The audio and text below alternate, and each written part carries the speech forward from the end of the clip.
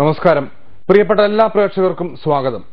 കൊണ്ടും കൊടുത്തും പുറത്തിറക്കിയ കോൺഗ്രസ് സ്ഥാനാർത്ഥി പട്ടികയുടെ അനുബന്ധ വിശേഷങ്ങളിൽ നിന്ന് ഇന്ന് ന്യൂസ് വാച്ച് ആരംഭിക്കുന്നു. സിന്ധുവിന്റെ കൂടുമാറ്റവും VSന്റെ കാത്തിരിപ്പും UDF പ്രകടന പത്രികയിലെ വിസ്മയങ്ങളും അന്വേഷിക്കുന്ന ന്യൂസ് വാച്ച് കൊച്ചി പാസ്പോർട്ട് ഓഫീസിൽ പോയ വാരത്തിൽ നടന്ന ഒരു സമരത്തിന്റെ ചിത്രവും അവതരിപ്പിക്കുന്നു. തെരഞ്ഞെടുപ്പ് ഉദ്യോഗസ്ഥരുടെ സൂക്ഷ്മ പരിശോധനയ്ക്ക് മുമ്പ് തന്നെ അതിസൂക്ഷ്മമായ പരിശോധന കഴിഞ്ഞാണ് കോൺഗ്രസ് സ്ഥാനാർത്ഥികളെ പ്രഖ്യാപിക്കുന്നത്. പോയ വാരത്തിന്റെ ആദ്യ ദിനങ്ങളിൽ ഡൽഹിയിൽ, പ്രത്യേകിച്ച് കേരള ഹൌസിൽ കതറിട്ടവരുടെ പ്രളയമായിരുന്നു.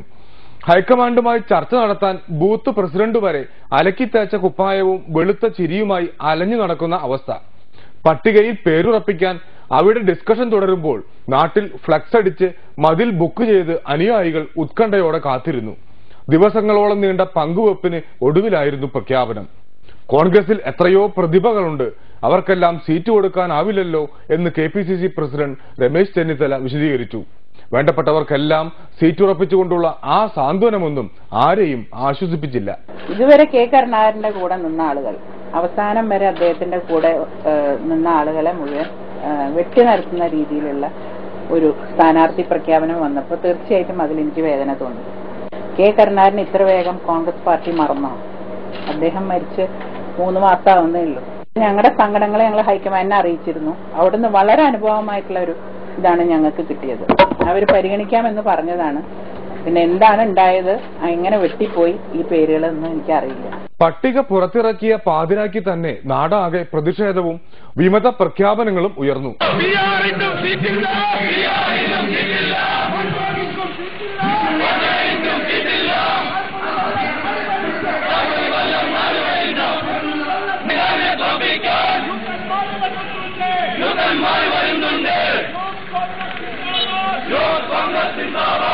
ഇണങ്ങിയും പിണങ്ങിയും കൂടെ നിന്ന ശോഭനയ്ക്കും പട്ടിക കണ്ട് സഹിച്ചില്ല. കാരണം ചെങ്ങന്നൂരിന്റെ നിശ്ചലമായി പോയ വികസന പ്രവർത്തനങ്ങൾ പുനരാരംഭിക്കാൻ എനിക്ക് ഒരു അവസരം നൽകണം എന്ന് ഞാൻ എന്റെ നേതാക്കന്മാരോടും നേതൃത്വത്തോടുമെല്ലാം ഞാൻ ആവശ്യപ്പെട്ടിരുന്നു.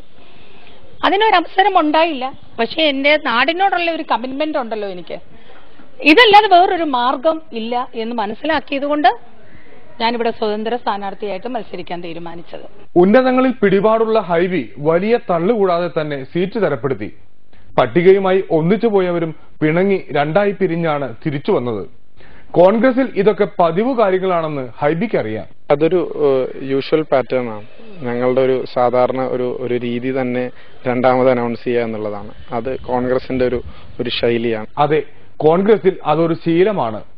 നാട്ടിലെ സ്ഥാനാർത്ഥി മോഹികൾ ഒക്കെ ഡൽഹിയിൽ വട്ടം കൂടി തല്ലുപിടിക്കുക, കയ്യൂക്കുള്ളവരും കൈമടക്കിന് കെൽപ്പുള്ളവരും കാര്യം നേടുക, പാർട്ടിക്ക് വേണ്ടി പണിയെടുത്തവരും പട്ടിണി കിടന്നവരും പുറത്താകുക.